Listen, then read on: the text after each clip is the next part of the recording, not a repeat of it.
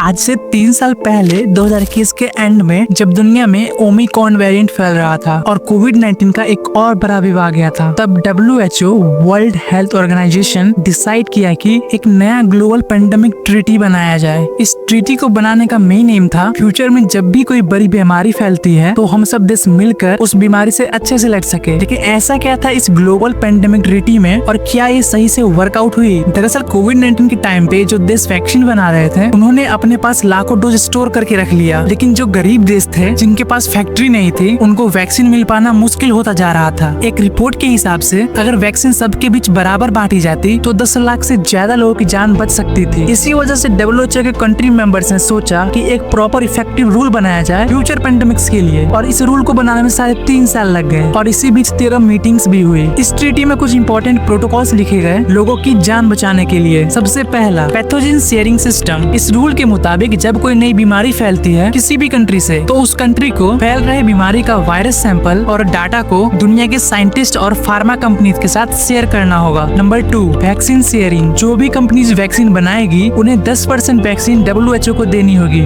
Free में और 10% सस्ती प्राइस पे देनी होगी। Number 3, technology sharing. कंट्रीज को इनकरेज किया जाएगा कि वो अपनी वैक्सीन बनाने वाली टेक्नोलॉजी पुअर कंट्रीज के साथ शेयर करे ताकि ज्यादा से ज्यादा लोगों की जान बचाया जाए। Number 4, research rules. गवर्नमेंट को रिसर्च फंड देने से पहले ये कंफर्म करना होगा कि जो वैक्सीन या दवा बनेगी वो फ्यूचर में सबको बराबर मिले, कोई भी डिस्क्रिमिनेशन ना हो। अब बात ये आती है कि क्या ये ट्रीटी सच में स्ट्रॉन्ग है भी या नहीं। ये ट्रीटी एक अच्छा स्टेप है, लेकिन कुछ लोग कहते हैं कि ये बहुत स्ट्रॉन्ग नहीं है। लोग ऐसा क्यों कहते हैं आप अभी समझ जाओगे। दरअसल WHO किसी कंट्री के लॉ या रूल्स में इंटरफेयर नहीं कर सकती। किसी देश को ये नहीं कह सकती कि लॉकडाउन करो, वैक्सीन ज्यादा शेयर करवाओ या ट्रेवल बैन करो। अगर फ्यूचर में वैक्सीन की शॉर्टेज हो जाए तो WHO कंट्रीज को फोर्स नहीं कर सकती कि वो वैक्सीन शेयर करे। और मे भी हो सकता है फार्मा कंपनीज हेजिटेट करे वैक्सीन बनाने में क्योंकि कंपनीज पहले प्रॉफिट देखती है, और इसी कारण US ने ये ट्रीटी साइन नहीं किया। अमेरिका ने ये ट्रीटी साइन नहीं की क्योंकि डोनाल्ड ट्रम्प WHO से अलग होने का प्लान बनाया था, और वैसे भी US वैक्सीन और मेडिसिन बनाने में दुनिया में टॉप लेवल पे है। इसीलिए उनका ये ट्रीटी ना साइन करना एक बड़ी कमजोरी साबित हो सकती है WHO के लिए। लेकिन हमारा कंट्री ये ट्रीटी साइन कर रखा है क्योंकि इंडिया सबके लिए अच्छा सोचता है। ये ट्रीटी एक इम्पोर्टेंट डिसीजन है। इसका एम है कि फ्यूचर में जब भी कोई बड़ी बीमारी आए तो हम मिलकर उसका सॉल्यूशन निकालें। लेकिन अगर सभी कंट्रीज इस ट्रीटी को हॉनेस्टली फॉलो नहीं करते तो ये ट्रीटी काफी कमजोर पड़ सकती है। आपका क्या राय है इस ट्रीटी के ऊपर कमेंट बॉक्स में जरूर बताना। तो आज की वीडियो में बस इतना ही। वीडियो अच्छी लगी हो तो लाइक एंड चैनल को सब्सक्राइब कर लेना। मिलते हैं एक और न्यू वीडियो में, तब तक के लिए टाटा बाय बाय।